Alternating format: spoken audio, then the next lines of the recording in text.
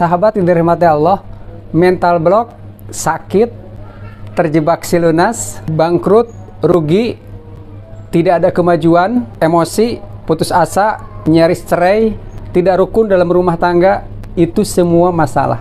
Yang jadi pertanyaan adalah, adakah solusi?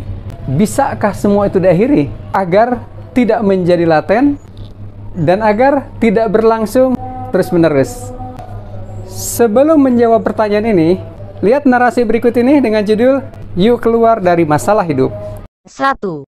Ketika lahir semua manusia kondisinya sama-sama nol, artinya tidak membawa modal apapun. Ketika balita semua orang proses tumbuhnya sama, bertahap, mulai tumbuh gigi, belajar berdiri, berjalan, bicara dan seterusnya. Masa kanak-kanak semua manusia relatif sama. Kemudian sejak kapan manusia bisa berbeda nasib? Berbeda nasib ketika manusia bisa berpikir. Ada yang dominan berpikir optimis, ada yang dominan berpikir pesimis. Pikiranlah yang menuntun dan menentukan apakah kehidupannya menjadi kaya atau tidak, apakah hidupnya menjadi bahagia atau tidak bahagia. Sekali lagi itu tergantung dari pikirannya. Nah, saat ini bagaimana dengan dominasi pikiran sahabat? Apakah optimis bisa hidup sukses dan kaya raya atau pesimis?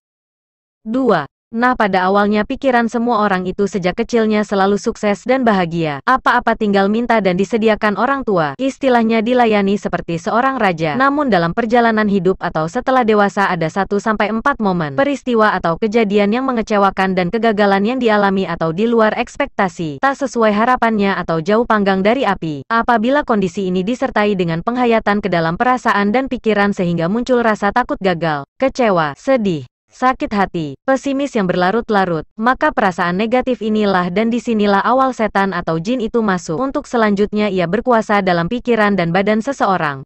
Ingat sahabat, jin pengganggu itu banyak jenisnya, bukan 1 bukan 10 tapi ratusan bahkan ribuan dalam badan seseorang. Ada jin hutang, ada jin rugi, ada jin bangkrut, ada jin sedih, ada jin emosi, ada jin penyakit, ada jin kematian, ada jin keturunan, ada jin suruhan, bahkan ada jin penjaga atau biasa disebut khodam sekalipun. Ia tetap buruk buat rizki dan kesehatan. Jadi jangan merasa bangga jika disebut ada jin khodamnya, tetap harus dibuang. Apakah semua jin itu jahat?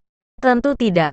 Karena ada juga jin yang soleh. Namun jin yang soleh selalu berada di luar badan dan pikiran manusia. Karena jin soleh tahu syariat bahwa ia tidak boleh berkolaborasi dengan manusia dalam segala urusan. Apakah efeknya jika otak dan badan seseorang diganggu jin atau setan? Ada 3 efek negatif yang sering dirasakan dalam hidup, rumah tangga, karir atau bisnisnya, yaitu 1. Banyak kejadian negatif yang seolah muncul silih berganti tak ada habisnya. 2. Terjebak dalam masalah, tidak bisa keluar dari masalah dan tidak menemukan solusi. 3. Jatuh ke lubang yang sama hingga akhirnya muncul rasa putus asa dan hidup terasa buntu. Jadi bagaimana solusinya untuk menghentikan, mengakhiri, memutuskan dan keluar dari 3 kondisi di atas? Jawabannya hanya ada 3 jalan, yaitu 1. Kembalikan pikiran dan perasaan agar selalu optimis dan bahagia. 2. Keluarkan jin dari badan dan pikiran dengan terapi ruqyah puntur. 3. Menjalankan ibadah sesuai ketentuan syariat.